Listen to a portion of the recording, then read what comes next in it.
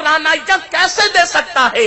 اے خاتون جنت کی کنیزوں، اس کے بعد اللہ کے حبیب مصطفیٰ کریم رؤوف الرحیم صلی اللہ علیہ وسلم ارشاد فرماتے ہیں، جب کوئی عورت نماز پڑھنا ترک کر دے، جب کوئی مرد نماز پڑھنا ترک کر دے تو اس کے کام لوگوں کی نظر میں مقبوض ہو جاتے ہیں، یعنی لوگ اس کے کاموں سے نفرت کرتے ہیں۔ آج ہر گھر میں ساس بہو کا جھگڑا ہے، ننند اور بھاوج کا جھگڑا ہے، میاں بیوی کا جھگڑا ہے، اور آپ جب جھگڑے کو لے کر کے بیٹھو، اس کی پوری تفصیل سنو تو ایسا لگتا ہے کہ جھگڑے بے بنیاد ہے، لیکن گھروں میں آگ لگی ہوئی ہے، طلاق کی شرح بڑھتی جا رہی ہے، گھر گھر طلاق، گھر گھر تباہی، گھر گھر بربادی۔ میں کہتا ہوں یہ آگ جو لگی ہے وہ صرف بے نمازی پن کی بنیاد پر۔ اللہ کے حبیب نے پوری سروے رپورٹ پیش کر دیا کہ جب نماز کو ترک کرو گے تو لوگ تمہارے کام سے نفرت کریں گے۔ ساس بہو سے چڑھتی کیوں ہے؟ اس کے کاموں سے نفرت ہے۔ ننند بھاوج سے چڑھتی کیوں ہے؟ اس کے کاموں سے نفرت ہے۔ شوہر بیوی سے چڑھتا کیوں ہے؟ اس کے کاموں سے نفرت ہے۔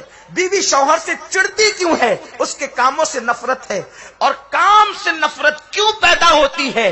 اللہ کے حبیب فرماتے جو نماز چھوڑ دے لوگ اس کے کاموں سے نفرت کرتے، حالانکہ بیچاری لڑکی سوچتی ہے کہ میں شوہر کو راضی کر لوں، ساس کو راضی کر لوں، نندوں کو راضی کر لوں، دیوروں کو راضی کر لوں، جٹھانیوں کو راضی کر لوں۔ کیسے راضی کرو گی؟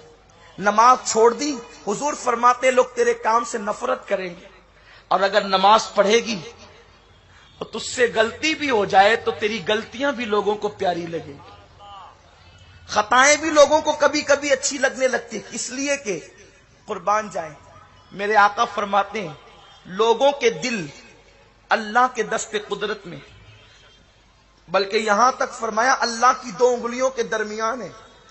اللہ کی انگلیاں ہماری طرح نہیں ہے، وہ انگلیوں سے پاک ہے، جسم و جسمانیات سے پاک ہے، لیکن سمجھانے کے لیے کہ لوگوں کے دل اللہ کے اختیار میں، اس کے دست قدرت میں، اس کی انگلیوں کے درمیان ہے۔ وہ جس کے لیے چاہے محبت پیدا کر دے، جس کے لیے چاہے نفرت پیدا کر دے۔ اب آپ مجھے بتائیں، اللہ کی عبادت چھوڑو گی تو تمہارے لیے نفرتوں کے بیج بوئے جائیں گے، تمہارے لیے نفرتیں پیدا ہوگی، گھر گھر نفرت کدا بنا ہوا ہے۔ کھانا اچھا بنا رہی ہے پھر بھی گھر والوں کو اچھا نہیں لگتا، کپڑے دھل رہی ہے پھر بھی گھر والوں کو اچھے نہیں لگتے، یہ آگ کیوں لگی ہے؟ اب میں آپ سے کہنا چاہتا ہوں، اے میری قوم کی بیٹی، تو کپڑے دھلنے میں 2 گھنٹے لگاتی ہے، کھانا پکانے میں 2-3 گھنٹے لگاتی ہے، کاش کہ میری قوم کی بیٹی تو نماز پڑھنے کے لیے 20 منٹ کا وقت نکال لیتی، نماز پڑھنے کے لیے 10 منٹ کا وقت نکال لیتی۔ نماز کی برکت کیا ہے؟ تو نماز پڑھے تو چہرہ منور ہو، نماز پڑھے تو عمر میں برکت ہو، تیرے کام لوگوں کو اچھے لگنے لگے۔ اور سنو، کام کے اندر اچھائی برائی نہیں ہوتی، بلکہ جو کام خدا پسند کر لے وہ اچھے لگتے ہیں، اور جو کام خدا پسند نہ کرے وہ برے لگتے ہیں۔ ڈاکٹر اقبال سے کسی نے کہا، اقبال تمہارے شعر بڑے اچھے ہیں، تو ڈاکٹر کہتے ہیں میرا کوئی کمال نہیں ہے، یار کو پسند آ گئے، لوگوں کو پسند آ گئے، جہاں کو بھانے لگی ہے قلندری میری، وگرنہ شعر میرا کیا ہے، شاعری کیا ہے۔ بات یہ ہے جب وہ پسند کر لیتا ہے تو ٹاٹ کا پیون بھی حسین لگتا ہے، اور جب وہ ناپسند کرتا ہے تو مخمل کو بھی اتار کے پھینک دیا جاتا ہے۔ بات اس کی پسند ناپسند کی ہے، اور اس کو پسند کب آتی ہے؟ جب بندہ عاجزی کر کے اپنی سر سجدے میں رکھ دیتا ہے، اس لیے کہ اس کو عاجزی بڑی پسند ہے۔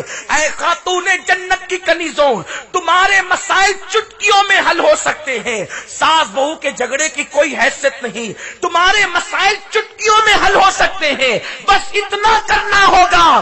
تم ہر در پہ گئی ناکام لوٹی، چھوڑو سارے در اور میرے رب کا در پکڑ لو، اس کی بارگاہ میں جھک جاؤ۔ اس کی بارگاہ میں جھکنے والا کبھی ذلیل نہیں ہوتا۔ میرے آقا ارشاد فرماتے ہیں جب کوئی بندہ اللہ کی بارگاہ میں سجدہ ریز ہوتا ہے تو اللہ فرشتوں سے کہتا ہے، فرشتوں دیکھو سب کو چھوڑ کر میرے یہاں آ گئے ہیں، مجھے اپنی عزت کی قسم جو سر میری بارگاہ میں جھکے گا میں اس کو کبھی ذلیل ہونے نہیں دوں گا، میں اس کو بلندی ہی عطا کروں گا۔ اسی لیے آقا فرماتے ہیں الصلاۃ معراج المومن मोमिनीन, नमाज मोमिनों की मेराज, उरूज पर ले जाती है नमाज। तो नमाज तर्क करने वालों के काम से लोग नफरत करते हैं। अल्लाह के हबीब अलैहिस्सलातु व तस्लीम फरमाते हैं, नमाज तर्क करने वालों का हाल ये होता है कि अल्लाह उनके रिस्क से बरकत भी उठा लेता है। आज रिस्क की बरकत की शिकायत, रिस्क की तंगी की शिकायत कहां नहीं। लाखों कमाने वाले भी तंगी की शिकायत कर रहे हैं, सैकड़ों कमाने वाले भी तंगी की शिकायत कर रहे हैं, नहीं कमाने वाले भी तंगी की शिकायत कर रहे हैं। क्यों? अल्लाह का दर छूटा, इसलिए रिस्क से बरकत गई। इतना ही नहीं, बल्कि अल्लाह के हबीब सल्लल्लाहु अलैहि वसल्लम ने इरशाद फरमाया, जब नमाज तर्क करने वाले मरते हैं तो पहले अल्लाह उनको जलील करता है, फिर उनको मौत अता करता है। ये बड़ी दर्दनाक बात है। लोग नमाज में सुस्ती करने वाले मौत से पहले जलील होते हैं। आज नहीं देखते, मां बूढ़ी है, कोई कहता है बेटे ने घर से बाहर निकाल दिया, उलमा तकरीर कर रहे हैं अपने मां बाप को घर से बाहर मत निकालो। लेकिन आपने अपनी जवानी में क्या गुल खिलाए, आपने अल्लाह रसूल को कैसी कैसी अजियतें पहुंचाई। अल्लाह के हबीब ने फरमाया, नमाज में मेरी आंखों की ठंडक है। ए बूढ़ी मां, आज तुझे घर से निकाला गया तो तू चार चार आंसुओं से रो रही है। तेरा बेटा तेरा बागी हो गया तो तू रो रही है, क्यों हुआ बेटा बागी? अल्लाह के हबीब सल्लल्लाहु अलैहि वसल्लम फरमाते हैं, जो शख्स नमाज असर को तर्क कर दे, अल्लाह उसकी औलाद को उसका नाफरमान बना देता है, उसकी औलाद को उसका बागी बना देता है। आप कहां हैं? नमाज से सिर्फ जन्नत नहीं मिलेगी। जो नमाज जन्नत तक ले जा सकती है, वो नमाज दुनिया की आराइश नहीं दिला सकती। लेकिन हमने नमाज की वो कद्र नहीं की जो नमाज की कद्र करनी चाहिए थी, जो नमाज को अहमियत देना चाहिए था, हमने नमाज को अहमियत नहीं दी। औलाद बागी क्यों हुई, औलाद नाफरमान क्यों हुई? नमाज के तर्क की बुनियाद पर। और ये कोई कहानी किस्सा नहीं है, मेरे सरकार की हदीस सही है। तो नमाज छोड़ने वाले जलील होते हैं मरने से पहले। औलाद घर से बाहर निकाले, मोहल्ले वालों में कोई न पूछे, इंसान खाने को मोहताज हो जाए, रोटी के टुकड़े को मोहताज हो जाए।